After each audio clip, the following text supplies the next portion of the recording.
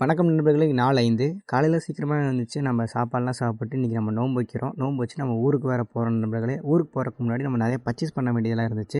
Purchase பண்ணுறதுக்கு எங்கே போகிறோம் பார்த்திங்கன்னா, நம்ம பழைய பஸ் ஸ்டாண்ட் தான் போகிறோம். நம்ம வந்து பெரிய பள்ளிவாசல் வீதியில் இருக்க யாக்கு கறிக்கடையில் வந்து கறி வாங்கிடலாம். வீட்டுக்கு நம்ம இங்கே தான் ரெகுலராக வாங்குவோம். ரம்ஜானுக்கு ஒரு பேண்ட் எடுக்க வேண்டியது இருந்துச்சு. அது எடுக்கலான்னு துணி கடைக்கு போனால் நான் கொஞ்சம் ரொம்ப சீக்கிரமாக போயிட்டேன்.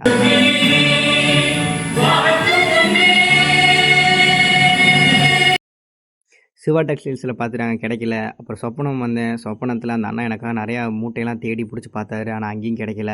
அதனால் நான் என்ன பண்ணேன்னா ஃபேப்லெஸ் போனேன். அங்கேயும் எனக்கு தேர்ந்த ட்ரெஸ் கிடைக்கல. இப்போ ஆனந்தம் சில்க்ஸ் வந்துட்டு அங்கேயும் கிடைக்கல. இதுக்கு மேலே இப்போ தேடிட்டு இருந்தோம்னா நம்மளால் ஊருக்கு போக முடியாதுன்ட்டு நேற்று பெட்ரோல் லீக் ஆகிட்டு இருந்த கார்பரேட்டரை கழட்டி க்ளீன் பண்ணி வண்டி எடுத்துகிட்டு நம்ம நேராக கிளம்பிட்டோம். போகிற வழியில் பசங்க லிஃப்ட் கேட்டாங்க. ஸ்கூலில் ட்ராப் பண்ணிவிட்டு சிக்னல் போட்டிருந்தாங்க. சரி, நம்ம ரைட் சைடு தானே போகிறோம், ஒன்றா போகலாம் பார்த்தா நம்ம ரைட் சைடு போகக்கூடாதுன்னு சிக்னல் போட்டாங்க. அப்புறம் வெயிட் பண்ணி அந்த சிக்னல் போட்டதுக்கப்புறம் நம்ம ரைட் எடுத்துகிட்டு நம்ம எந்த வழியாக போகிறோம், அலங்கி வழியாக போகிறோம்.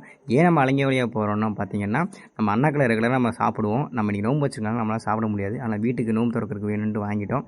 நீங்களும் பழனி வரீங்க அப்படின்னா அலங்கி வழியாக வாங்க. டிராஃபிக்கும் இருக்காது, நிறையா மரம் இருக்கும், கொஞ்சம் நிழலாகவும் இருக்கும், நல்லா க்ரீனிஷாக இருக்கும். நம்ம பழனியும் வந்துட்டோம். வீட்டுக்கு வரப்போ மணி 2:30 ஆயிடுச்சு. வீட்டுக்கு வந்துட்டு நம்ம ஒரு குட்டி தூக்கத்தை போட்டு நோம்பு திறந்துட்டு பசங்க கூட சுத்த கிளம்பியாச்சு. சுற்றி முடிச்சுட்டு வீட்டுக்கு போகவே மணி 2 ஆயிடுச்சு. வீட்டுக்கு போனே சாப்பாடு வச்சுருந்தாங்க. இன்னத்தினால முடிச்சிட்டோம்.